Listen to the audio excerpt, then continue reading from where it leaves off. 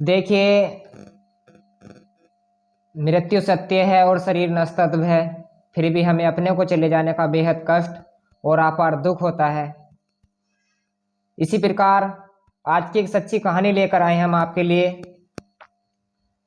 कैलाश और प्रेमवती की शादी बड़े धूमधाम के साथ हो जाती है और शादी के कुछ दिनों बाद एक बच्चा पैदा होता है, लेकिन महज वह बच्चा 10 या 12 दिन के बाद वह बच्चा मर जाता है। परिवार टूट जाता है और बिखर जाता है और आसपास के लोग भी परेशान थे। फिर दोबारा कोशिश की जाती है, फिर एक और बच्चा पैदा होता है, लेकिन वह बच्चा भी मर जाता है। परिवार में बेहद शोक की बात थी, अपार दुख चल रहा था, सब लोग परेशान थे, माँ बाप परेशान थे, कैलाश और प्रेमवती परेशान थी। फिर गांव के ही एक व्यक्ति ने, पड़ोस के एक व्यक्ति ने, वह बताता है कि आप फला गांव में चले जाओ, वहां पर एक तांत्रिक रहता है जिसका नाम नसीम अली है। कैलाश और प्रेमवती दोनों पति पत्नी मिलकर पास ही के गांव कालाखेड़ा में चले जाते हैं और कालाखेड़ा में एक तांत्रिक नाम है जिसका नाम है नसीम अली। वह उस तांत्रिक के पास जाते हैं और तांत्रिक उन्हें एक ऐसा उपाय बताता है कि जिसे सुनकर आप हैरान हो सकते हैं, परेशान हो सकते हैं। यह कहानी आपको वाकई हैरान कर देगी।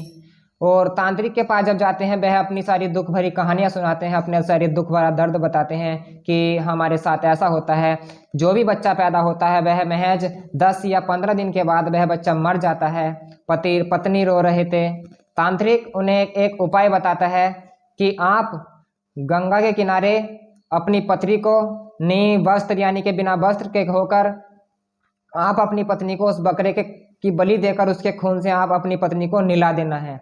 और जिस टाइम ये प्रक्रिया हो, करीबन रात के 12 या 1 के बीच का टाइम होना चाहिए, इस बीच यह प्रक्रिया हो सकती है।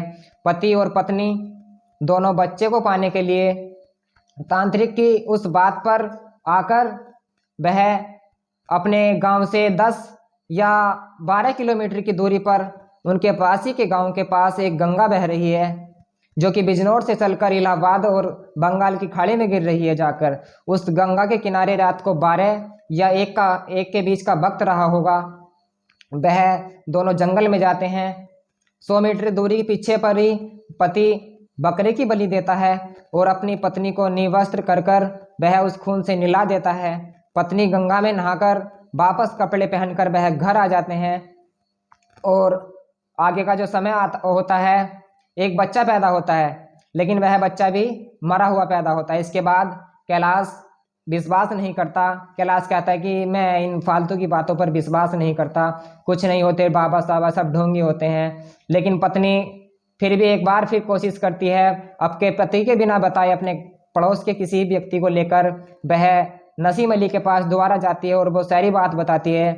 नसीम अली बताता है कि आपको बलि देने में इस बार कोई जरूर गलती हुई होगी, लेकिन जो मैं आपके उपाय बताऊंगा उससे आपकी मनोकामना जरूर पूरी हो सकती है। लेकिन आपके जो नसीम अली उन्हें उपाय बताएगा, वह उपाय इतना खतरनाक है, इतना गिरा हुआ है कि आप सोचेंगे कि इंसान किस हद तक गिर सकता है। इस घटना की गूंज ना कि उसके आसपास गांव में है, आसपास के गांव में आसपास के जिले भी हैरान है, सुनकर लोग हैरान हैं। जहां तक ये बात पहुंचती है, लोग खड़े के खड़े रह जाते हैं और हैरान हो जाते हैं कि कोई इंसान क्या इस हद तक गिर सकता है किसी एक छोटी सी लालच के लिए, एक बच्चे को पाने के लिए। चलिए हम आपको बताते हैं यह पूरी घटना।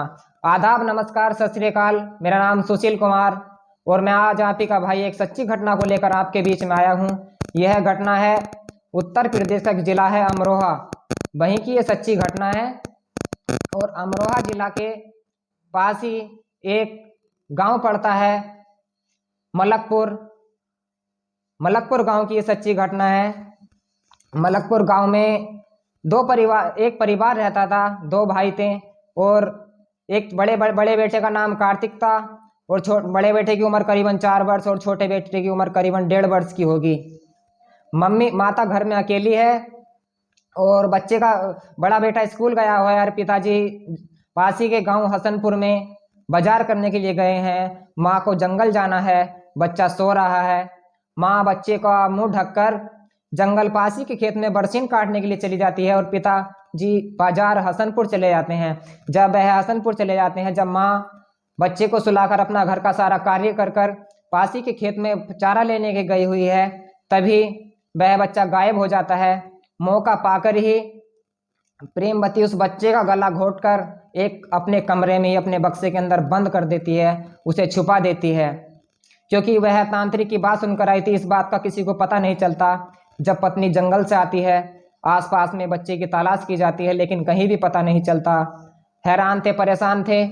पत्नी ने अपने पति को फ़ोन करा कि ऐसे ऐसे हमारे बेटे का कहीं पता नहीं लग रहा है। पर पति तुरंत हसनपुर से मलकपुर आता है, लेकिन शाम हो जाती है, रात्रि आ जाती है, लेकिन बच्चे का कहीं भी पता नहीं चलता।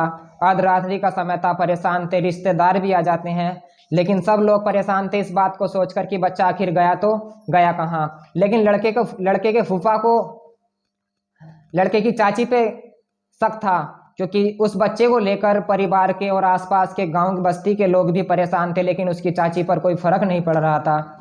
चाची बिल्कुल टेंशन फ्री थी, क्योंकि उसकी मनोकामना पूरी होने वाली थी। रात्रि के करीबन 12 या 11:30 का वक्त रहा होगा, तब पत्नी ने उस नसीम अली को फ़ोन करा कि बच्चे का इंतज़ाम हो गया है, आप जल्दी से आ जाइए। नसीम अली काला खेड़ा से मलकपुर रात्रि में 12 बजे के वक्त 10 किलोमीटर की दूरी तय कर मलकपुर के जंगलों में आ जाता है।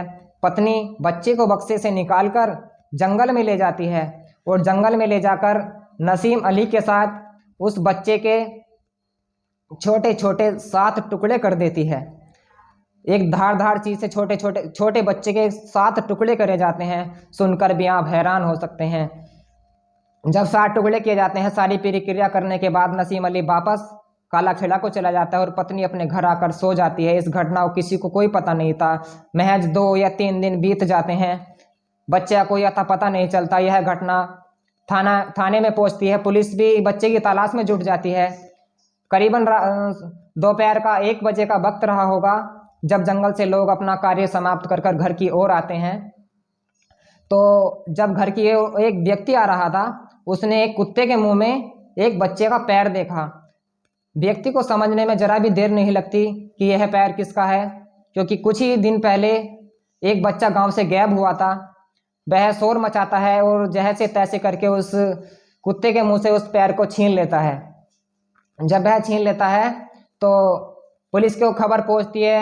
वह उस कुत्ते को लेकर और टुकड़ों का भी पता लग जाता है, लेकिन छोटे छोटे 7 टुकड़े थे। बच्चे के टुकड़ों की थोड़ी जब 3 दिन हो चुके थे तो थोड़ा उन पे दाग लग चुका था, बच्चे के टुकड़े बेकार हो चुके थे परिवार में। और जब आसपास में यह बात पता चलती है, परिवार में बेहद दुख होता है। आसपास के लोग थर्रा जाते हैं, हैरान थे, परेशान थे, आखिर ये हुआ क्या है। इतने छोटे छोटे टुकड़े किस व्यक्ति ने किए होंगे या किसने किए होंगे। तो इस बात को लेकर सब परेशान थे और हैरान थे। तो यह बात थाना अध्यक्ष अमरोहा में पहुंचती है। तो अमरोहा से जब पुलिस जाती है तो छानबीन होती है। सबसे पहले जो लड़के के फूफा को उसकी चाची पड़ सकता, तो चाची के पास यह बात पहुंचती है। तो सारी घटना चाची पुलिस को बताती है कि हमने ऐसे ऐसे किया है। लेकिन जो लड़के का चाचा है कैलाश, बाकी उसे कुछ नहीं पता था। कैलाश ने सारी बातें पुलिस को बताई और कैलाश बेकसूर है। उस टाइम नसीम अली को भी पुलिस ने गिरफ्तार किया हुआ है। आसपास के सब लोग हैरान हैं, परेशान हैं कि आखिर कोई इंसान किस हद तक गिर सकता है, किस हद तक परेशान हो सकता है। यह सच्ची घटना अमरोहा, उत्तर प्रदेश का जिला है अमरोहा, उसी का गांव मलकपुर है। ये वहाँ की सच्ची घटना है। इस कहानी को सुनाने का उद्देश्य किसी को परेशान करना या किसी के दिल को ठोस पहुंचाना नहीं है। घर पर रहें, सुरक्षित रहें, अपना ख्याल रखें। नमस्कार। इसी के साथ कुछ लोगों ने अपना नाम लेने की भी अपील करी थी। डॉक्टर विकास बाबू हैं जिला बिजनौर से, मनीष कुमार है जिला बिजनौर से, बंसी कुमार है जिला बिजनौर से। और आज कुछ लोगों का जन्मदिन भी है, जैसे कि युवराज सिंह जिला बिजनौर से, आज इनका जन्मदिन है। भाई साहब को जन्मदिन की बहुत बहुत शुभकामनाएं, हार्दिक बधाई। मैं भाई साहब से अपील कर सकता हूं आपके जीवन के आने वाले पल खुशियों से बीतें। धन्यवाद, नमस्कार। अपने घर पर रहें, सुरक्षित रहें। जय हिंद, जय भारत।